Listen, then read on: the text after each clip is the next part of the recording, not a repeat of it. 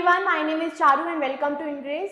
तो बच्चों, जैसा कि हम लास्ट क्लास में हमने बॉडी फ्लूइड्स एंड सर्कुलेशन के चैप्टर के क्वेश्चन डिस्कस करे थे, है ना, तो उसी को हमें आज कंटिन्यू करना है ना। कुछ और क्वेश्चंस आज डिस्कस करेंगे विच आर वेरी इंपॉर्टेंट, ठीक है, और इसके कॉन्सेप्ट हमें समझने बहुत ज़रूरी है ना। तो इसी तरीके से आपका क्या होगा, उन टॉपिक्स को लेकर आपका रिविजन भी होगा, साथ ही साथ हम ये देखेंगे किस टाइप के क्वेश्चन चैप्टर से और पूछे गए हैं, ठीक है। तो आओ शुरू करते हैं।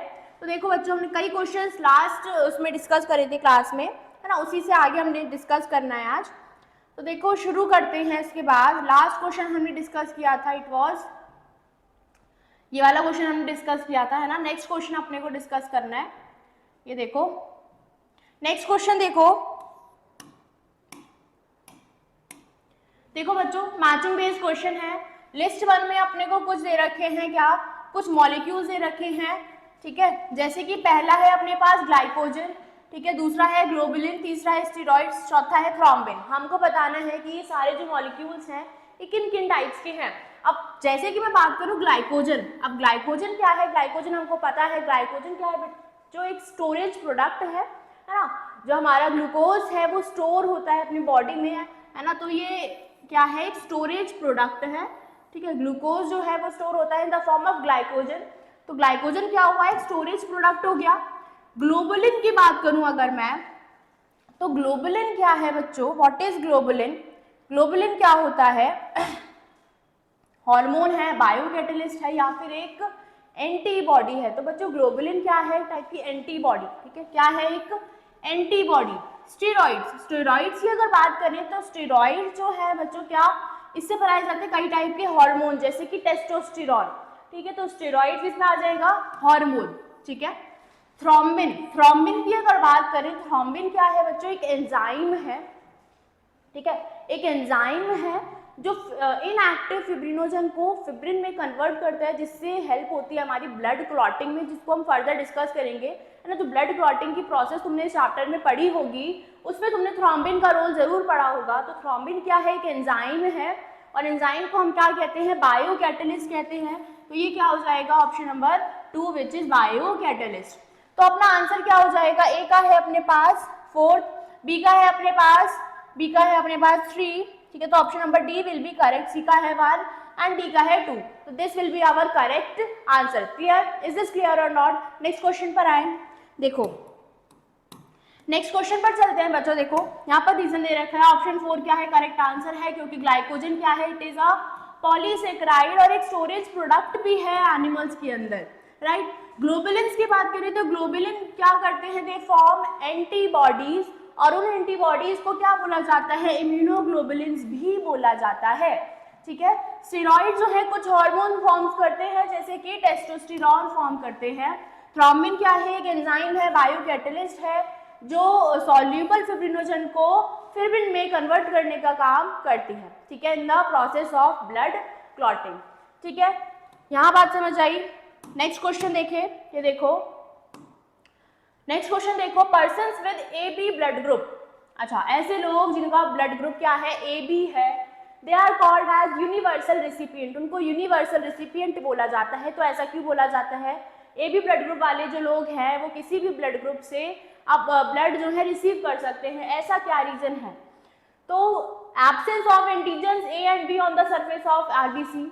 तो क्या इनके आरबीसी के सरफेस पर ए और बी एंटीजन एब्सेंट होते हैं इसलिए, या फिर absence of antigen C and B in plasma, plasma के अंदर ए और बी एंटीजन का एब्सेंट होना, या फिर एंटीबॉडीज का प्रेजेंट होना, कौन सी, एंटी ए और एंटी बी ऑन आरबीसी, या फिर फोर्थ रीजन क्या है, absence of antibodies anti A and anti B in plasma.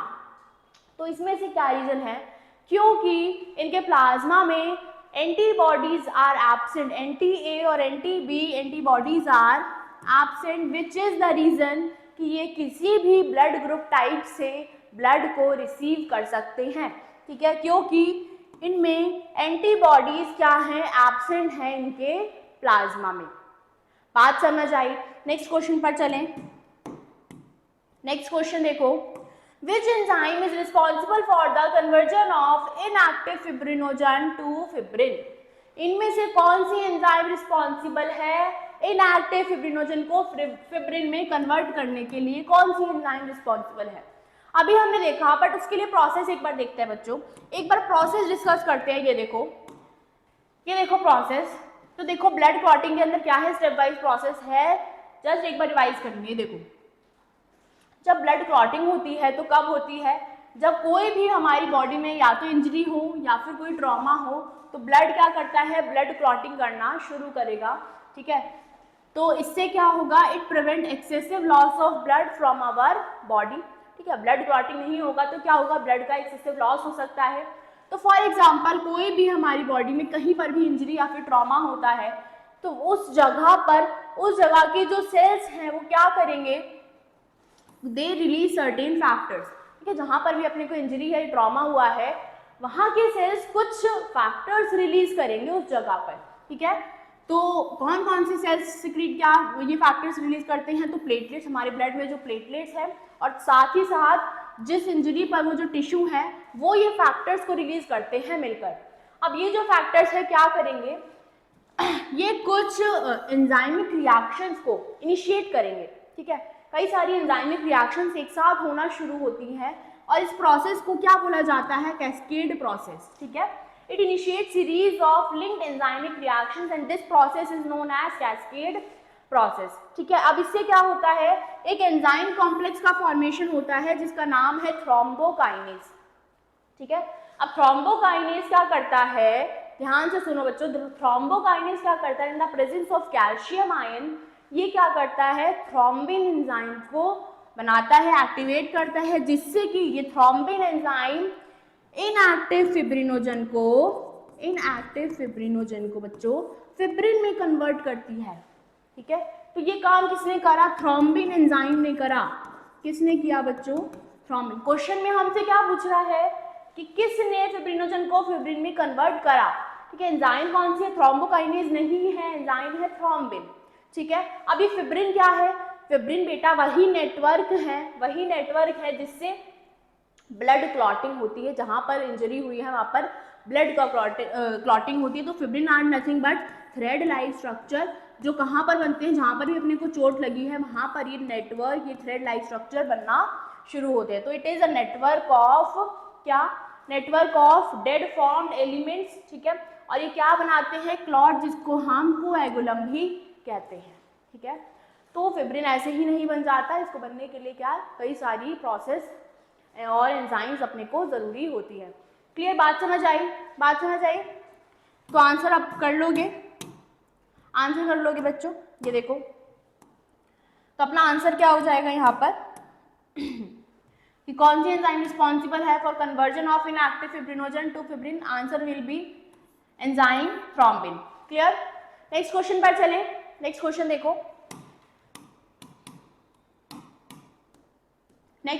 बच्चों, ये देखो, during coagulation of blood an enzyme complex thrombokinase helps in the conversion of prothrombin into thrombin, और उसके बाद thrombin further helps in the conversion of inactive fibrinogens into fibrins which form network of threads, ठीक है।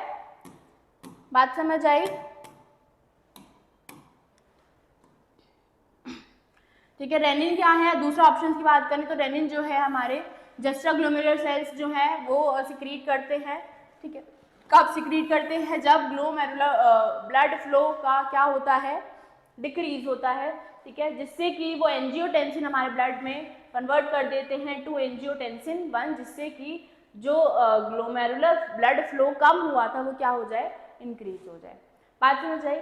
Epinephrine या फिर adrenaline जो है उसको सिक्रीट करने वाला कौन है, एड्रीनल मेडुला, और कब सिक्रीट होता है, ये स्ट्रेसफुल सिचुएशंस में एड्रेनलिन जो है सिक्रीट होता है, और कौन सिक्रीट करता है, एड्रीनल मेडुला इसको सिक्रीट करता है, ठीक है। नेक्स्ट क्वेश्चन देखें, ये देखो, next question is match the following columns, ठीक है। ये इमेजिन बेस्ड क्वेश्चन है। ये देखो, इसाइनोफिल्स, बेसोफिल, न्यूट्रोफिल्स और लिम्फोसाइट्स, इनका फंक्शन पूछा है, क्या क्या होता है। तो ये सब क्या है बच्चों, type of WBCs, these all are type of white blood cells. अब अगर बात करें सबसे पहले इसाइनोफिल्स की, तो इसाइनोफिल का फंक्शन क्या होता है इनमें से, तो देखो इसाइनोफिल्स का फंक्शन बेटा क्या होता है, इट रिलीज हिस्टामिनेज, ये क्या रिलीज करता है, हिस्टामिनेज या फिर डिस्ट्रक्टिव एंजाइम सिक्रीट करता है, कौन, इसाइनोफिल्स, ठीक है। अगर बात करें बेजोफिल की, तो बेजोफिल का काम क्या होता है, बेजोफिल ऐसे ग्रैन्यूल्स रिलीज करता है जिसके अंदर हिस्टामिन प्रेजेंट होता है। Basophil release such granules which contain histamine, ठीक है, ऐसे ग्रैन्यूल सिक्रीट करता है जिनके अंदर क्या प्रेजेंट है, हिस्टामिन। अगर मैं बात करूं न्यूट्रोफिल्स की, तो न्यूट्रोफिल्स का काम क्या है, न्यूट्रोफिल्स हेल्प इन फेगोसाइटोसिस। क्या करते हैं ये, फेगोसाइटोसिस मीन्स फॉर एग्जांपल कोई भी बॉडी के अंदर पैथोजन आता है, डिजीज कॉजिंग ऑर्गेनिज्म आता है, फॉर एग्जांपल बैक्टीरिया, तो उसको क्या करेंगे, उसको डिस्ट्रॉय करेंगे, उसको खा जाएंगे, उसके ऊपर अटैक करेंगे। तो फेगोसाइटोसिस की प्रोसेस करने वाला कौन है, न्यूट्रोफिल्स। दे अटैक और destroy any disease causing organism यानी कि पैथोजन।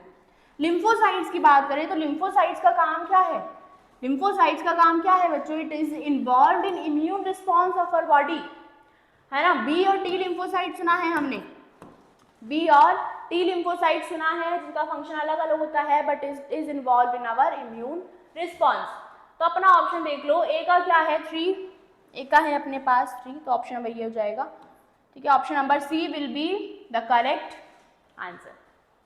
क्लियर, क्लियर, कोई डाउट नहीं, कोई भी डाउट हो आप कमेंट्स में पूछ सकते हैं, ठीक है। नेक्स्ट क्वेश्चन पर चलते हैं आप।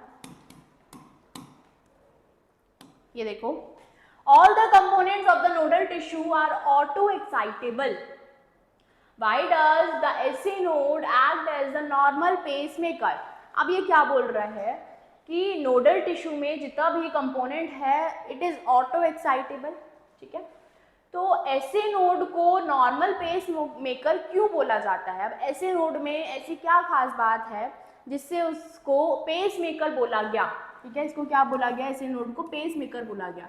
अब बच्चों ऐसे नोड क्या है, एक ऐसा टिश्यू है विच इज ऑटो एक्साइटेबल, ठीक है।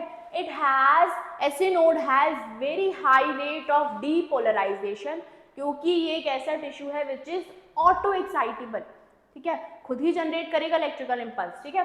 तो ऐसे नोड क्या है, it has highest rate of depolarization, that is why it is known as pacemaker of the heart, heart को पेस मेकर इसको बोला जाता है, ठीक है।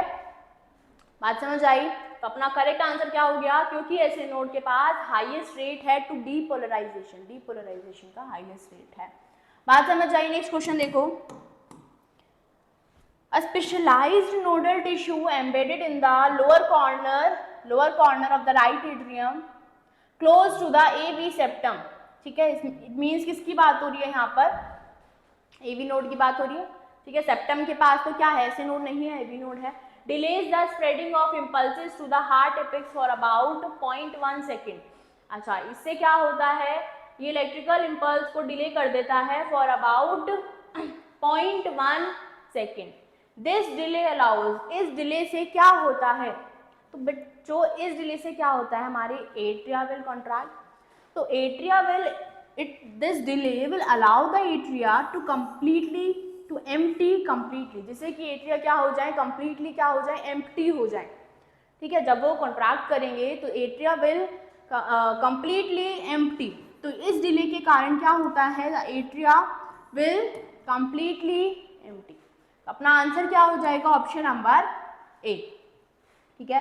2019 में पूछा गया है ये क्वेश्चन हमसे। बात समझ आई, क्वेश्चन समझ आया। नेक्स्ट क्वेश्चन देखिए, नेक्स्ट देखो। So next we have what would be the heart rate of a person. अच्छा, ये देखो क्वेश्चन बड़ा ही अच्छा क्वेश्चन है। What would be the heart rate of a person if the cardiac output is 5 litre, ठीक है। कार्डियक आउटपुट क्या दे रखा है, 5 litre. Blood volume in the ventricles at the end of diastole is 100 ml। क्या बोल रहा है कि जब वेंट्रिकल मतलब eight the end of diastole, diastole के एंड में वेंट्रिकल्स के अंदर ब्लड का वॉल्यूम दे रखा है। Eight the end of diastole ventricles में कितना ब्लड है, 100 ml ब्लड है, ठीक है। And eight the end of ventricular systole it is 50 ml। और जब वेंट्रिकल का सिस्टोल हो गया, वेंट्रिकुलर सिस्टोल हुआ, वेंट्रिकल्स ने कॉन्ट्रैक्ट किया, तो ब्लड जो है अपना गया आगे, है ना। तो वेंट्रिकुलर सिस्टोल के बाद वेंट्रिकल्स में ब्लड कितना बचा, 50 ml, जो पहले कितना था, 100 ml।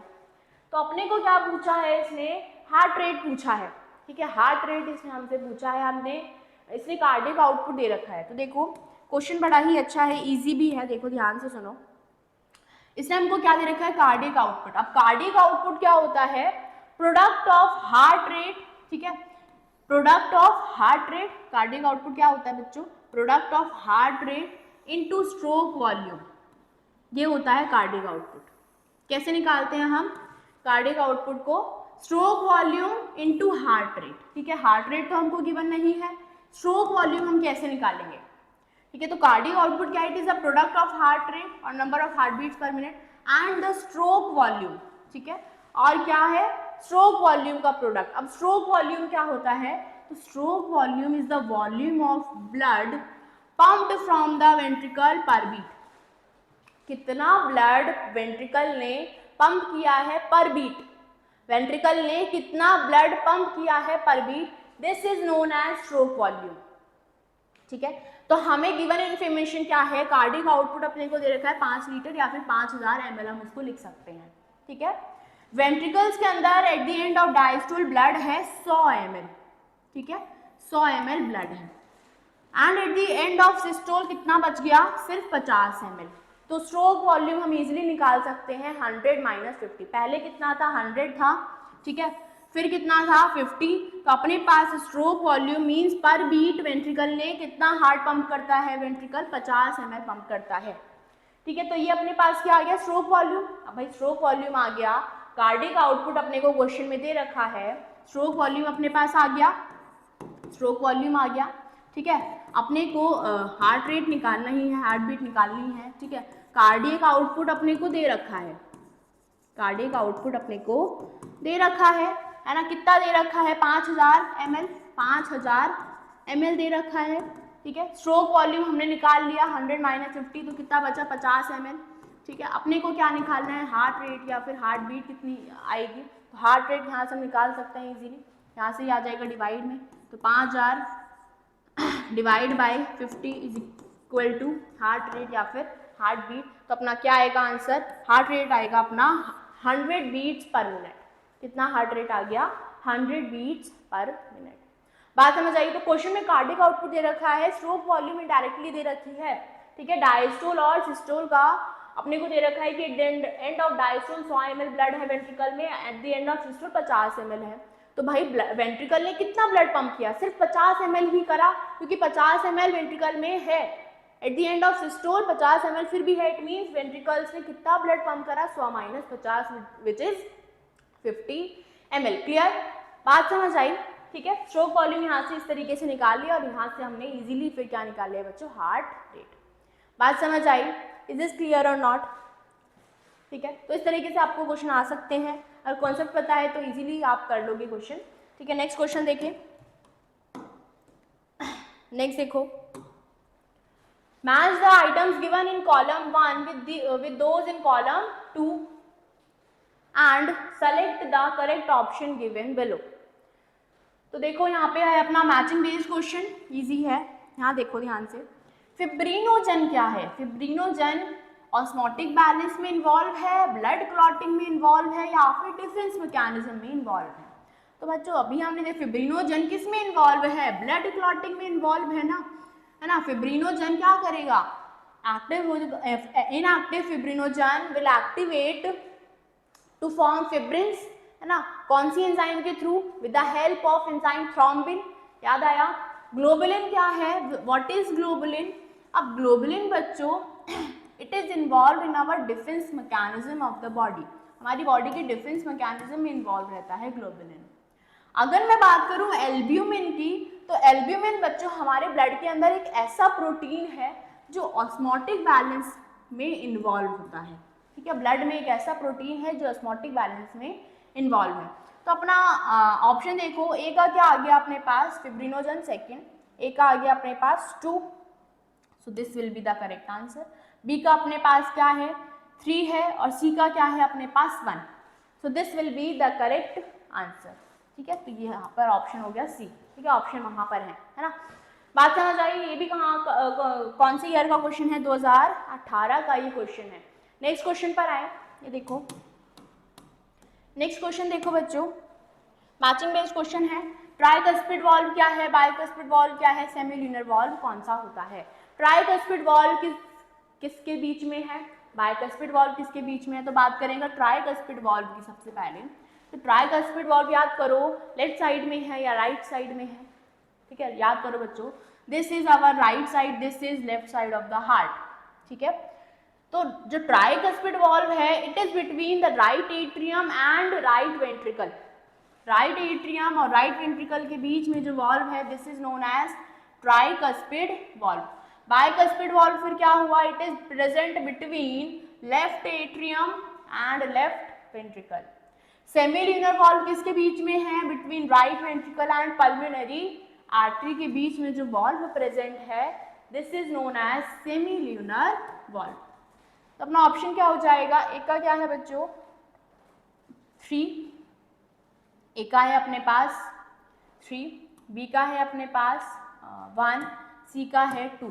तो option number A is the correct answer. Clear, easy था क्वेश्चन। नेक्स्ट क्वेश्चन पर चले, देखो एडल्ट ह्यूमन आरबीसीज आर इन्यूक्लिएट। जो एडल्ट ह्यूमन आरबीसीज हैं यानी मैच्योर आरबीसी जो होती हैं ह्यूमन बींग्स में, दे आर इन्यूक्लिएट, उनके अंदर न्यूक्लियस इज एब्सेंट, है ना। जो यंग आरबीसी है उनके अंदर नहीं, मैच्योर आरबीसी के अंदर, ह्यूमन आरबीसी के अंदर न्यूक्लियस इज एब्सेंट।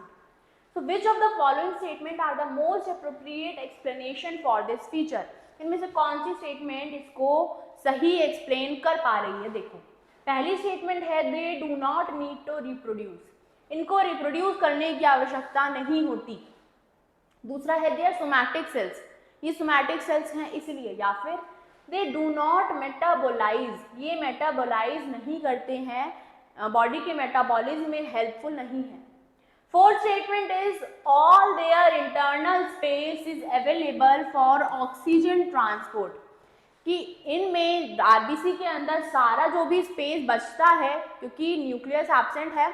अब सिर्फ न्यूक्लियस ही एब्सेंट नहीं है बच्चों, मैच्योर आरबीसी के अंदर न्यूक्लियस तो एब्सेंट होता ही है, साथ ही साथ जो भी सेल ऑर्गेनल्स हैं, ठीक है, बाकी के जितने भी सेल ऑर्गेनल्स हैं वो भी क्या हैं, एब्सेंट होते हैं, ठीक है। तो ऐसा क्या रीजन है जिसकी वजह से आरबीसी के अंदर ये सारी चीजें एब्सेंट है। ये सारी चीजें नहीं है तो आरबीसी के अंदर क्या है, बहुत सारा स्पेस है। अब अगर बहुत सारा स्पेस अवेलेबल होगा तो ऑक्सीजन का ट्रांसपोर्ट भी क्या होगा, ज्यादा से ज्यादा होगा, है ना। तो इसका करेक्ट एक्सप्लेनेशन क्या होगा कि इनका पास, इनके आरबीसी के अंदर, सेल के अंदर जितना इंटरनल स्पेस बचा it is available for oxygen transport, that is why adult human RBCs are enucleate and as well as इसके अंदर सेल ऑर्गेनल्स भी क्या होते हैं, एब्सेंट होते हैं। तो only option 4 is the correct explanation of this. तो अपना करेक्ट आंसर क्या आ गया, ओनली 4। बात समझ आई, समझ आ गई। नेक्स्ट क्वेश्चन पर आए, चले नेक्स्ट क्वेश्चन पर। ये देखो बच्चों, ये देखो red blood cells of adult humans do not have cell organelles including nucleus, Golgi bodies, mitochondria, ribosomes etcetera, जिससे क्या होता है, इनका सरफेस एरिया इंक्रीज होता है ताकि ये क्या कर पाए, इनके अंदर मोर हीमोग्लोबिन प्रेजेंट हो और साथ ही साथ ये ज़्यादा से ज़्यादा ऑक्सीजन को क्या कर पाए, ट्रांसपोर्ट कर पाए। हीमोग्लोबिन क्या है, it is the pigment which carry oxygen, ठीक है, ये क्या है, एक ऑक्सीजन कैरिंग पिगमेंट है ना, जो बॉडी के अंदर ऑक्सीजन पहुँचाने में मदद करता है। तो ये अपना क्या है, करेक्ट एक्सप्लेनेशन। बात समझ आई। नेक्स्ट देखो, ये देखो the hepatic portal vein drains blood to liver from, जो हेपेटिक पोर्टल वीन है अपने अंदर, ठीक है, हमारी बॉडी के अंदर, it drains blood to liver from, ये ब्लड को कहाँ से कहाँ लेकर जाती है, ठीक है। तो ये ब्लड को बच्चों, ब्लड को इंटेस्टाइन से लिवर तक पहुँचाती है। कौन सी वीन, हेपेटिक पोर्टल वीन। इस पर हमने लास्ट क्लास में भी क्वेश्चन डिस्कस किया था, है ना। हेपेटिक पोर्टल वीन क्या करती है, drains blood to liver from intestine. बात समझ आई। नेक्स्ट क्वेश्चन पर देखिए, नेक्स्ट क्वेश्चन पर आओ, ये देखो name the blood cells whose reduction in number can cause clotting disorder leading to excessive loss of blood from the body। बड़ा ही इजी क्वेश्चन है, ये तो हम बचपन से पढ़ रहे हैं कि भाई ब्लड के अंदर, हमारी बॉडी के अंदर कौन से सेल की कमी की वजह से ब्लड क्लॉटिंग नहीं हो पाएगी, ठीक है, जिसकी वजह से excessive loss of blood is possible. तो कौन से ऐसे सेल हैं, तो हमें पता है प्लेटलेट्स। प्लेटलेट्स क्या करती हैं, ब्लड क्लॉटिंग में इन्वॉल्व हैं। अब प्लेटलेट्स को और किस नाम से हम जानते हैं, एरिथ्रोसाइट्स क्या हैं हमारे, आरबीसी। ल्यूकोसाइट्स क्या हैं, leucocytes type of WBC. Neutrophils नहीं है, टाइप ऑफ डब्ल्यूबीसी।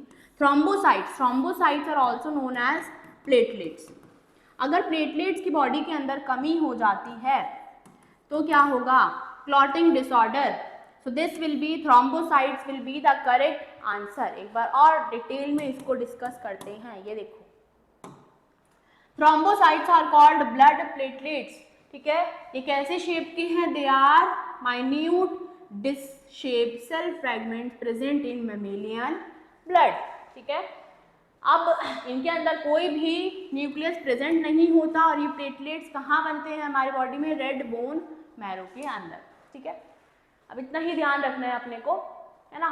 बाकी हमने डिस्कस कर लिया था कि ब्लड क्लॉटिंग कैसे होती है। नेक्स्ट क्वेश्चन देखते हैं। नेक्स्ट देखो, serum differs from blood in, serum जो है ब्लड से किस तरीके से अलग है। अब ब्लड के अंदर क्या क्या चीजें हैं जो एक सीरम के अंदर नहीं पाई जाती। अब देखो, एक सीरम जो है ब्लड से किस तरीके से अलग है।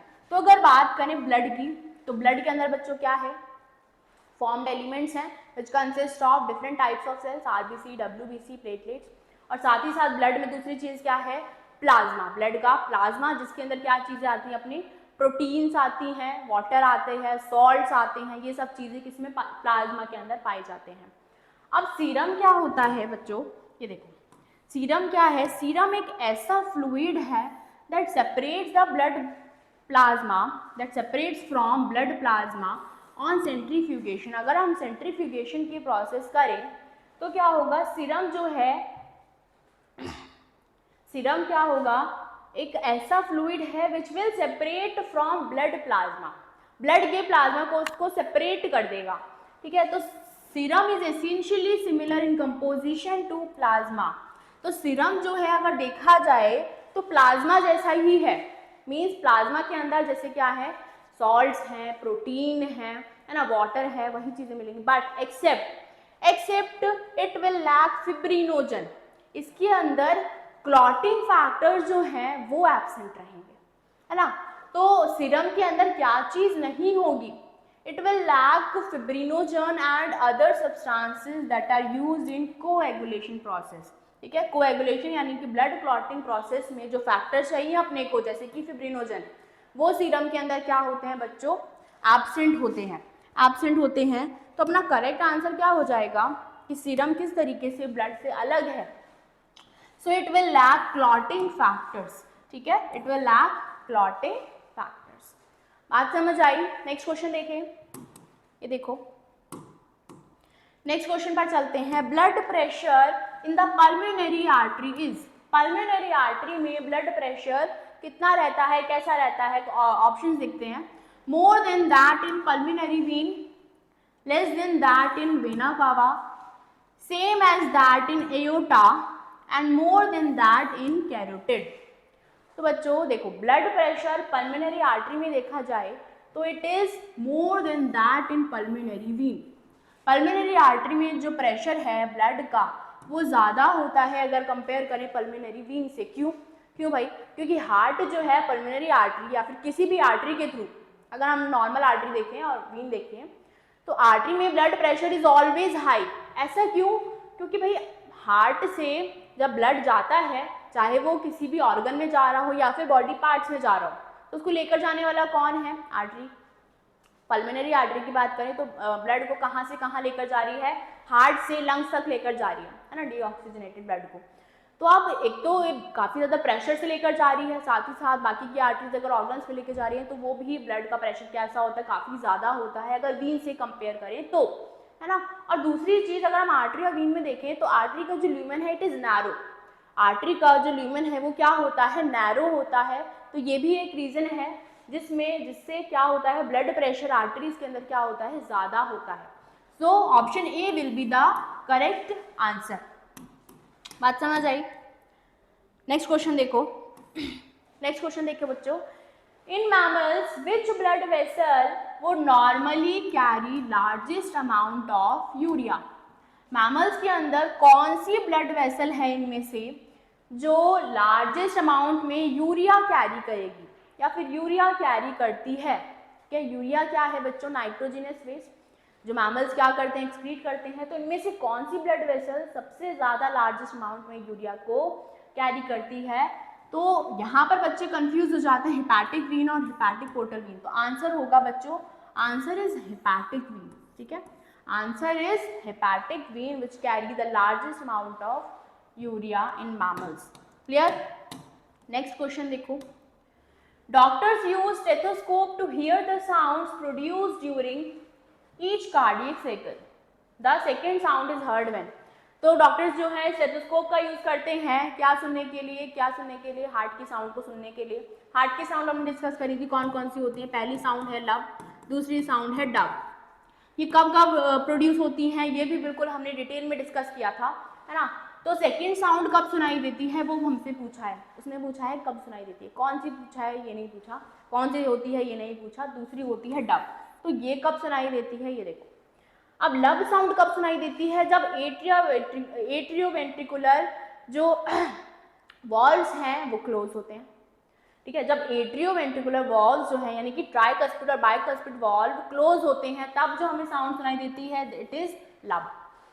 ठीक है, अब दूसरी साउंड जो डब है वो कब सुनाई देती है? जब सेमील्यूनर वॉल्व जो है वो क्लोज होते हैं। जब सेमील्यूनर वॉल्व क्लोज होता है तो हमें कौन सी साउंड सुनाई देती है? डब साउंड सुनाई देती है। तो ऑप्शन क्या हो जाएगा इसमें देखो, सेमील्यूनर valves close down after the blood flows into vessels from ventricles. तब जो है सेमील्यूनर वॉल्व्स क्या होते हैं? क्लोज। और तब जो हमें साउंड सुनाई देती है it is dub which is the second sound of the heart. So our correct answer will B option number D. Is this clear? ठीक है, नेक्स्ट क्वेश्चन पर आए बच्चों। नेक्स्ट क्वेश्चन देखो, नेक्स्ट क्वेश्चन देखो। Erythropoiesis starts in. इरिथ्रोपोइसिस कैसी process है और कहाँ पर होती है? तो इरिथ्रोपोइसिस बच्चों क्या मतलब है इरिथ्रोपोइसिस का? इरिथ्रोपोइसिस मतलब फॉर्मेशन ऑफ आरबीसी। आरबीसी का जब फॉर्मेशन होता है उस प्रोसेस को हम इरिथ्रोपोइसिस कहते हैं। और ये प्रोसेस कहाँ पर स्टार्ट होती है? सिर्फ और सिर्फ रेड बोन मैरो के अंदर। रेड बोन मैरो के अंदर ये जो है erythropoiesis formation of RBC start. Spleen क्या है? Graveyard of RBC. जब आरबीसी जो है डिस्ट्रॉय हो जाती है, डैमेज हो जाती हैं या पुरानी हो जाती हैं तो कहाँ जाती है? हमारे स्प्लीन ऑर्गन के अंदर। नेक्स्ट क्वेश्चन देखो, ये देखो इरिथ्रोपोइसिस के बारे में सुन लो पहले।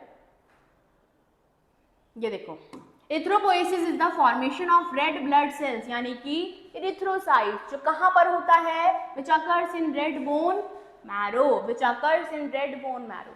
बस इतना ही ध्यान रखना है, बाकी इसमें से तुम्हें पढ़ने की ज़रूरत नहीं है। It is not needed. हमको सिर्फ उतना ही पढ़ना है जो हमारे एग्ज़ाम में हमको मार्क्स दिला पाए, क्योंकि बच्चों अभी आपके पास उतना ही टाइम है, सफिशिएंट टाइम है कि आप फोकस होकर अपने एग्ज़ाम और अपना एम को गोल करते हुए, ठीक है, उसी को ही टारगेट करते हुए तो उतना ही हमको पढ़ना है। कुछ भी अभी आपको उठाने की फालतू की पढ़ने की ज़रूरत नहीं है।